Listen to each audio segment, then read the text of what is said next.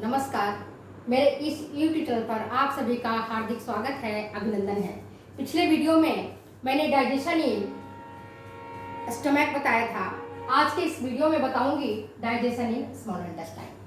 छोटी आंत में किस प्रकार से पाचन होता है, ये आपके लिए इम्पोर्टेंट है।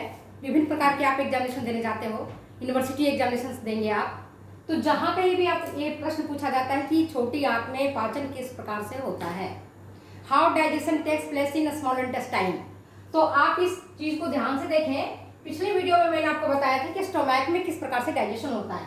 आज मैं केवल ये है आपका स्टोमैक, ये आपका ओएसोफेगस। आपको पता है भोजन आया कहाँ से, ग्रास नली से स्टोमैक में। आपने भोजन ग्रहण किया, भोजन को चबाया, निगला, तो फिर ये ओएसोफेगस से हो गया, भोजन गुजरता हुआ आ गया स्टोमैक में, आमाशय में। आमाशय से भोजन, ये जो आपका है पाइलोरिक पार्ट है, कल भी बताया था पाइलोरिक ऑरिफिस। पिछले वीडियो में मैंने बताया था कि पाइलोरिक ऑरिफिस है और यहाँ पर कार्डियक ऑरिफिस है। तो यहां से फिर ये भोजन जो कायम हो गया है, मतलब कि जो भोजन पतला हो गया है जठररस के साथ मिलकर के, ये पहुंच रहा है अपना डुओडेनम में, पक्वाशय में। स्मॉल इंटेस्टाइन का याद रखिए, स्मॉल इंटेस्टाइन के तीन पार्ट है स्मॉल इंटेस्टाइन का। फर्स्ट पार्ट हमारा है डुओडेनम, पक्वाशय जिसको बोलते हैं। सेकेंड पार्ट है हमारा जेजुनम, जो मध्य का पार्ट है, बीच वाला हिस्सा। और लास्ट का पार्ट है वो कहलाता है हमारा इलियम, शेषांत्र। तो तीन पार्ट हुए। फर्स्ट पार्ट जो डुओडेनम है, यहीं पर डाइजेशन होता है। तो यहां पर आप देखेंगे डाइजेशन के लिए जो मोस्ट इंपॉर्टेंट है, यहीं पर आप देखोगे लीवर है, यकृत। हमारे एलिमेंट्री कैनाल में, आहार नाल में दो मुख्य ग्रंथियां हैं। एक ग्रंथि है हमारा लीवर, ये लीवर है आपका, और सेकेंड है आपका पेंक्रियाज, जिसको हम अग्नाशय बोलते हैं हिंदी में। ठीक, ये क्या है, एक लीवर है और दूसरा है पेंक्रियाज, और ये दोनों यही डुओडेनम में दोनों यही एक ही जगह खुलता आकर के। ये लीवर से एक गॉल ब्लैडर है यहां पर, और यहां पर जो लीवर है वही आपको बाइल जूस का सिक्रेशन करता है, पीतरस का। और अग्नाशय जो ये है आप देख रहे हैं, ये पेंक्रियाटिक डक्ट के माध्यम से, एक नली है जो पेनक्रियास से निकलता है, पेनक्रियाटिक डक्ट के माध्यम से ये पहुंचता है डुओडेनम में। तो आप देखें कि दो ग्लैंड है हमारे। स्टोमक की मैंने चर्चा यहाँ भी नहीं कर रही हूँ, क्योंकि स्टोमक का में डाइजेशन किस प्रकार से होता है पिछले वीडियो में बताया था।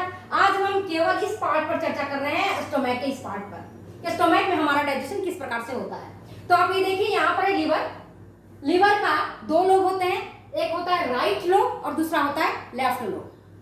ठीक, तो आप देख, और ये जो आप इस तरह की जो आप देख रही है, ये है राइट हिपैटिक डक्ट और यह लेफ्ट हिपैटिक डक्ट। यहां से पीतरस निकलता है और आता है यहां डुओडेनम में, और पेनक्रियास से भी पेनक्रियाटिक रस निकलेगा और आता है डुओडेनम में। अब यहां से जो भोजन आया था, स्टोमक से जो भोजन आया था पतला होकर के, तो अब पित्त के साथ मिल जाता है, और इधर पेनक्रियाज से जो निकला है रस, पेनक्रियाटिक जूस, इसके साथ मिल जाता है और भोजन को और अधिक पतला बना देता है। क्योंकि पेनक्रियाटिक जूस में भी पानी की मात्रा अधिक होती है और पित्त में भी पानी की मात्रा अधिक होती है।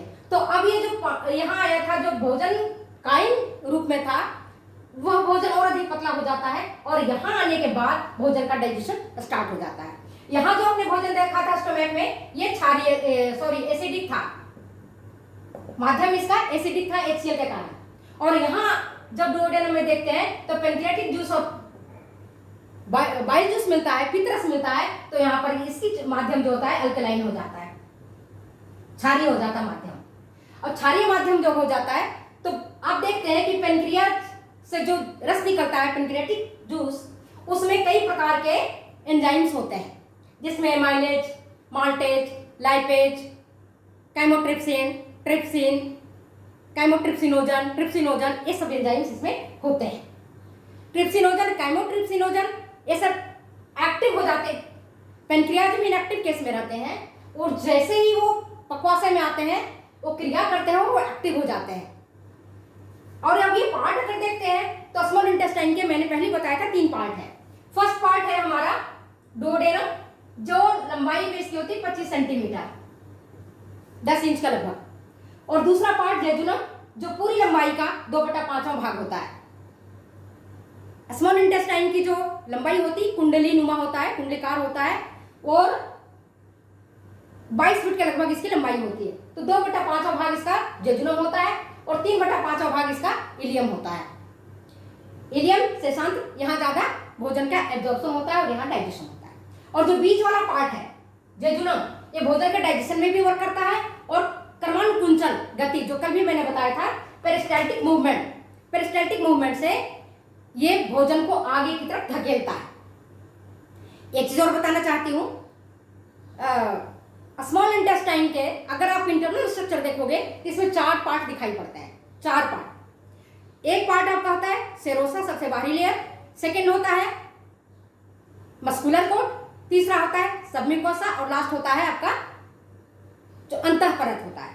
तो जो सबम्यूकोसा परत होता है उसमें ब्रूनर्स ग्लैंड होती है, ब्रूनर्स ग्लैंड, और वहीं क्रिप्स ऑफ लिवरकुन होती है जहां ब्रूनर्स ग्लैंड से कई सारे एंजाइम्स निकलते हैं। और ये एंजाइम्स और पेनक्रियाटिक जूस का एंजाइम और इसका जो लीवर से निकला हुआ है बाइल साल्ट, ये सब मिल जाता है और इंटेस्टाइनल जूस कहलाता है। इसको सकस एंटेरिकस भी कहते हैं। तो अब ये जो आपके जूस निकले ये भोजन को पचाने में क्रिया करते हैं। जैसे ही पता चलता है कि स्टोमैक से भोजन पहुंच रहा है डुओडेनम में, तो यहाँ जो आपके डुओडेनम के वाल हैं, पक्वाशय के जो वाल है, 3 प्रकार का हार्मोन का सिक्रेशन करता है। और ये हार्मोन है कोलेसिस्टोकाइनिन, सेक्रेटिन और पेनक्रियोजाइनिन। एक कोलेसिस्टोकाइनिन हार्मोन है, वो बाइल जूस निकालने के लिए प्रेरित करता है, जाता है सर्कुलेशन के माध्यम से और फिर बाइल जूस निकालने के लिए लीवर को कहता है कि आप भाई बाइल जूस निकालो। इसी प्रकार से ये जो आपको सेक्रेटिन और पेनक्रियोजाइनिन एंजाइम हार्मोन है, ये दोनों पेनक्रियाज को उत्तेजित करता है और कहता है कि पेनक्रियाटिक जूस निकालिए, क्योंकि यहाँ पर भोजन आ गया है और भोजन को पचाना है। और इंटेस्टाइन से भी, जो आपको मैंने अभी बताया कि सबम्यूकोसा परत से जो आपका ब्रूनर्स ग्लैंड है वहां से कुछ रस निकलता है और सब मिलकर के ये इंटेस्टाइनल जूस बना देता है। ठीक, अभी इस इंटेस्टाइनल जूस में कई प्रकार के एंजाइम्स होते हैं जो प्रोटीन पर, फैट पर और कार्बोहाइड्रेट पर एक्ट करते हैं। जैसे जो कुछ भी हम भोजन ग्रहण करते हैं, या तो कार्बोहाइड्रेट होता है या प्रोटीन होता है या फैट होता है, उस पर ये एक्ट करता है। और कार्बोहाइड्रेट जो हम ग्रहण करते हैं वह हमारा सिंपल आपके मोनोसेक्राइड्स में टूट जाता है। इसी प्रकार से प्रोटीन भी सिंपल पेप्टाइड्स में टूटेगा और अमीनो एसिड में टूटेगा। लिपिड्स और जो हम वसा ग्रहण करते हैं, फैट ग्रहण करते हैं, तेल घी ग्रहण करते हैं, उस पर लाइपेज क्रिया करता है। तो इंटेस्टाइनल जूस से कौन कौन से निकलता है? एक तो देखिए पेप्टिडेज एंजाइम निकलता है। पेप्टिडेज ये किस पर क्रिया करता है? ये प्रोटीन पर क्रिया करता है। पेप्टिडेज करेगा प्रोटीन पर क्रिया और उसको पेप्टाइड पर तोड़ देगा और अमीनो एसिड तोड़ेगा। ठीक है, इसी प्रकार से ट्रिप्सिन एंजाइम भी निकलेगा और ये वर्क करता है प्रोटीन पर, तोड़ेगा इसको पेप्टाइड और अमीनो एसिड में।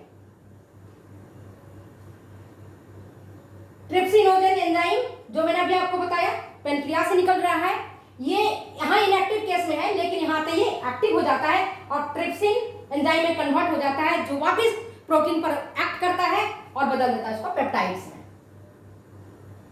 इसी प्रकार से इरेप्सिन एंजाइम निकलता है और इरेप्सिन एंजाइम भी आपके प्रोटीन पर एक्ट करता है, अमीनो एसिड में कन्वर्ट कर देता है। तो ये हुआ प्रोटीन पर एक्ट करने की क्रिया। इसके बाद लाइपेज एंजाइम निकलता है। जो लाइपेज एंजाइम निकलेगा तो यहां पर आप देखोगे कि यहां से पित्त रस निकला। पित्त रस में बाइल साल्ट्स होते हैं और पिगमेंट्स होते हैं। याद रखिए पित्त रस में एंजाइम्स नहीं होता है, लेकिन इसके बावजूद भी यह डाइजेशन में महत्वपूर्ण भूमिका निभाता है। कैसे? क्योंकि बाइल साल्ट्स जो है वो एक्ट करता है फैट पर, वसा पर, वाइल जूस वसा पर एक्ट करेगा और इसको इसके ड्रॉपलेट्स को तोड़ देगा, छोटे छोटे टुकड़ों में इसको कन्वर्ट कर देगा। जब छोटे टुकड़े में कन्वर्ट कर देगा तो उसकी सरफेस एरिया बढ़ जाएगी और इस क्रिया को कहते हैं सेपोनिफिकेशन। इस क्रिया को क्या कहते हैं? सेपोनिफिकेशन कहते हैं। बाइल चार्ज पर एक्ट करता है और वसा को तोड़ देता है, इमल्सिफिकेशन कर देता है और इमल्सिफिकेशन करने के बाद उसकी सरफेस एरिया बढ़ जाती है और यहां से जो पेनक्रियाज से निकला है आपका पेनक्रियाटिक जूस, वह उससे जो लाइपेज एंजाइम आया उस वसा पर वर्क करता है और फिर उसको ये तोड़ देता है फैटी एसिड्स और ग्लिसरॉल में। अब ये देखेंगे, ये हमने वसा का पाचन देख लिया, प्रोटीन का पाचन देख लिया। अब हम देखते हैं कार्बोहाइड्रेट का डाइजेशन कैसे हो रहा है। तो कार्बोहाइड्रेट में का जो डाइजेशन होता है उसमें आप देखोगे कि हमारे इंटेस्टाइनल जूस में एक है एमाइलेज एंजाइम, वो वर्क करता है स्टार्च पर, तोड़ देता है उसको माल्टोज में और यह स्टार्च और डेक्स्ट्रिन दोनों पर क्रिया करता है। इवन जो पेनक्रियाटिक जूस से, इंटेस्टाइनल जूस से जो निकलता है एमाइलेज, वो इतनी स्ट्रॉन्ग होता है अल्कलाइन मीडियम में कि यह बिना उबला हुआ स्टार्च को भी पचा डालता है। ठीक है, इसके बाद ये बदल देता है उसको माल्टेज में, माल्टोज में। माल्टोज पर क्रिया करता है माल्टेज एंजाइम माल्टोज पर काम करेगा और इसको ग्लूकोज में बदल देगा। ये रहा ग्लूकोज आपका सिंपलेस्ट कार्बोहाइड्रेट। और सुक्रोज जो आप चीनी के माध्यम से लेते हैं, गुड़ के माध्यम से लेते हैं, सुक्रोज पर सुक्रेज एंजाइम क्रिया करता है और उसको बदल देता है ग्लूकोज और गैलेक्टोज में। इसी प्रकार से जो दुग्धाम्ल है, दूध में जो अम्ल पाया जाता है, जो कार्बोहाइड्रेट होता है, उसको हम कहते हैं लैक्टोज। इस पर क्रिया करते हैं लैक्टेज एंजाइम और इसको कन्वर्ट कर देता है ग्लूकोज और गैलेक्टोज में। तो आप देखें, सुक्रोज टूट गया, ग्लूकोज और फ्रुक्टोज बनाया, लैक्टेज टूटा, ग्लूकोज और गैलेक्टोज बनाया। एंटेरोकाइनेज एंजाइम मैंने पहले बताया था, यह प्रोटीन पर एक्ट करेगा और उसके सरलतम अणु पेप्टाइड और अमीनो एसिड में तोड़ देगा। इस प्रकार से हम यहाँ देखते हैं कि हमारा डाइजेशन छोटी आंत में हो रहा है। छोटी आंत में डाइजेशन के लिए एक चीज और समझिए, ये देखिए यहीं पर आपका जहां जहां ये खत्म हो रहा है पाइलोरिक एरोफिस, यहीं पर आपके डुओडेनम है, यहीं से आपकी लीवर से, गॉल ब्लैडर से आपकी पीत्रस मिल रहा है और यहाँ से पेनक्रियाटिक जूस मिल रहा है। दोनों मिलकर के डुओडेनम में मार रहा है और भोजन पर एक्ट कर रहा है और मैक्सिमम पाचन यहीं पर हो रहा है। और ये जेजुनल पार्ट है, ये आपका क्या करता है, जेजुनल पार्ट आपको इसका क्रमण कुंचन गति से भोजन को और आगे बढ़ाता है और इलियम तक पहुंचाता है। और इलियम वाला पार्ट में अंकुर होता है जिसको हम विलाई कहते हैं, माइक्रोविलाई कहते हैं। यहाँ एब्जॉर्प्शन की क्रिया ज्यादा होती है, तो मैं नेक्स्ट वीडियो में बताऊंगी क्योंकि वीडियो ज्यादा बड़ा हो जाएगा। तो मैं चाहती हूँ कि इतना बड़ा वीडियो नहीं हो। Thank you. अगर आपको ये वीडियो अच्छी लगती है तो प्लीज कमेंट करें, शेयर करें, सब्सक्राइब करें। नेक्स्ट वीडियो में मैं फिजियोलॉजी ऑफ डाइजेशन बताऊंगी। Thank you.